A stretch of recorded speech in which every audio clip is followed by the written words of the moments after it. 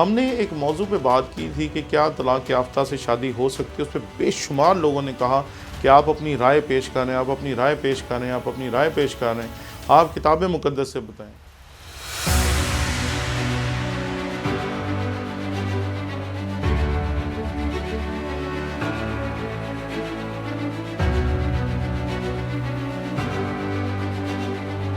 हमने आपके शौक़ की कदर करते हुए एक नया यूट्यूब चैनल शुरू किया जिसका नाम है टोनी विलियम ऑफिशियल। इस पे हमने कोशिश की कि अपने तमाम कोर्सेज जो पिछले 15 साल में हम पढ़ाते रहे हैं वो डाल सकें ताकि आप उससे बेहतर तौर पर सीख सकें। इसलिए आप जल्दी से जल्दी इस चैनल को जाकर सब्सक्राइब करें। जब इसके 1000 सब्सक्राइबर्स पूरे हो जाएंगे हम उसी दिन से इस पे अपने कोर्सेज डालना शुरू कर देंगे। इसलिए जल्दी करें ताकि हमारा टारगेट अचीव हो और हम इस पे अपने मटेरियल को डालना शुरू कर सकें।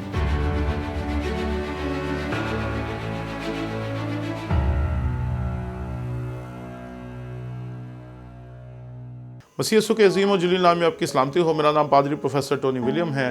हमने एक मौजू पे बात की थी कि क्या तलाक याफ्ता से शादी हो सकती है। उस पर बेशुमार लोगों ने कहा कि आप अपनी राय पेश करें, आप अपनी राय पेश करें, आप अपनी राय पेश करें, आप किताब मुक़द्दस से बताएं। तो किताब मुक़द्दस में तो ये बिल्कुल वाज़ेह है कि अगर कोई किसी को छोड़े तो सिर्फ ज़नाकारी की वजह से छोड़े। लेकिन आप जिस माशरे में, ये सन 2021 है, यहाँ आप अगर अपने मोबाइल का पासवर्ड बदलते हैं तो लोग तलाक दे देते हैं, वाईफाई का पासवर्ड बदलते हैं तो लोग तलाक दे देते हैं, अगर आप किसी के साथ तस्वीर खिंचवा लेते हैं तो तलाक हो जाती है। हम जिस माशरे में हैं यहाँ पर तलाक देने के लिए लोग रास्ते तलाश कर रहे हैं। रास्ते किसी तरीके से मिल जाएं जिससे तलाक हो सके, जिससे ताल्लुक़ को ख़त्म किया जा सके। तो ऐसे माहौल में आप एक बिल्कुल ही फ़र्क सिनेरियो में बैठे हुए हैं। और ये जो आयत है कि ज़नाकारी के अलावा किसी और चीज़ से तलाक ना दी जाए या किसी और वजह से तलाक ना दी जाए, इसका इतलाक़ आप आज के माशरे पे कैसे कर सकते हैं? क्योंकि लोग जो हैं ज़नाकारी के अलावा भी छोड़ना चाह रहे हैं। खुदावंद के कलाम में से मेरे साथ एक हवाला देखें। मत्ती की इंजील उसका 5वां बाब और उसकी 31वीं आयत से मैं आपके सामने तलावत करूँगा। खुदावंद के कलाम में यहाँ लिखा है, ये भी कहा गया था कि जो कोई अपनी बीवी को छोड़े उसे तलाक़नामा लिख दे। लेकिन मैं तुमसे ये कहता हूँ कि जो कोई अपनी बीवी को हरामकारी के सिवा किसी और सबब से छोड़ दे वो उससे ज़ना कराता है, और जो कोई उस छोड़ी हुई से ब्याह करे वो ज़ना करता है। भाई यहाँ तो मसीह ने बात ही उल्ट कर दी। आप कहते हैं कि ज़नाकारी के अलावा तलाक नहीं दे सकते। मसीह खुदावंद ने कहा ज़नाकारी के अलावा जिन चीज़ों की वजह से तलाक दी जाती है। गौर से पढ़ें इस आयत को। आए दोबारा इसकी तलावत करते हैं। यहाँ लिखा है, ये भी कहा गया है कि जो कोई अपनी बीवी को छोड़े उसे तलाक़नामा लिख दे। लेकिन मैं तुमसे कहता हूँ कि जो कोई अपनी बीवी को हरामकारी के सिवा, हरामकारी के अलावा, हम तो कहते हैं जी हरामकारी की वजह से तलाक हो सकती है, यहाँ लिखा है उसके अलावा अगर कोई किसी वजह से तलाक देता है। आजकल तो बहुत आसान है जी, मेरी इसके साथ ज़िंदगी नहीं गुजर रही, we are not fit, we want to break up, we want to this, we want to that. ऐसी ऐसी घटिया बातें लोग हमारे सामने लेके आते हैं, तलाक की वजूहात बना कर के। समझ नहीं आती कि इनको लिए हाँ कहा जाए कि इनको जूतियाँ मारी जाएँ।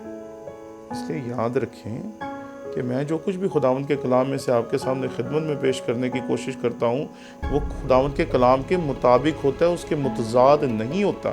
इसलिए मैं जब ये कह रहा हूँ कि हमें ये सोचना चाहिए कि तलाक दी किस वजह से जा रही है, तो उसके लिए कोई वैलिड रीज़न होना चाहिए। और ये बात याद रखें कि अगर आपके पास वैलिड रीज़न है तो उसके लिए तलाक की इजाज़त है।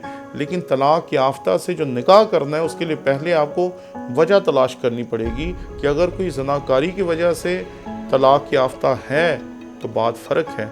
अगर कोई और किसी वजह से तलाक याफ्ता है तो फिर मसला बड़ा है, क्योंकि ज़नाकारी से तलाक याफ्ता तो अलहदा सब्जेक्ट है, उसको तो आप छोड़ दें।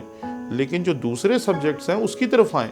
मसीह खुदावंद ने शरीयत को सादा नहीं पेचीदा किया है। उसने आपके लिए कोई और वजह रखी नहीं जिसकी वजह से आप छोड़ सकें। मुझे पसंद नहीं है, मुझे अच्छी नहीं लगती, मेरा केयर नहीं करता, मेरा ये नहीं करता। इन तमाम चीज़ों को मसीह खुदावंद ने एक तरह से रद्द कर दिया है आज से 2000 साल पहले। तो आज 2000 साल बाद हम कैसे समझते हैं कि हमें ऐसे ही किसी वजह से तलाक ले लेनी चाहिए और तलाक याफ्ता से शादी कर लेनी चाहिए?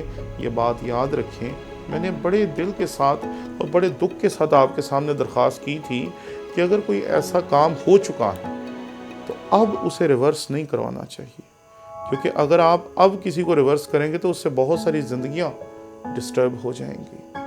क्योंकि कई मरतबा ऐसा होता है कि लोगों को इल्म नहीं होता कि हमसे गलती हो गई, लोगों को इल्म नहीं होता कि हम लोगों ने जो शादी की है ये दुरुस्त नहीं है, लेकिन लोग बाद में उनके ऊपर फैसले देते हैं। लोग कहते हैं ज़नाकारी कर रहे हैं, ज़नाकारी कर रहे हैं। मैं खुदा के खादम को जानता हूँ जिसके बारे में मैं हमेशा बहुत दुखी होता था कि वो हमेशा अपनी औलाद के बारे में कहता था कि ये ज़नाकारी कर रहे हैं, ज़नाकारी कर रहे हैं, ज़नाकारी कर रहे हैं। इसलिए उन पादरी साहब की ज़िंदगी से मैंने ये सीखा कि हमें किसी को ऐसे ही ज़नाकार कहना और उन्हें अदालत में खड़े रखने की आदत को तर्क करना चाहिए।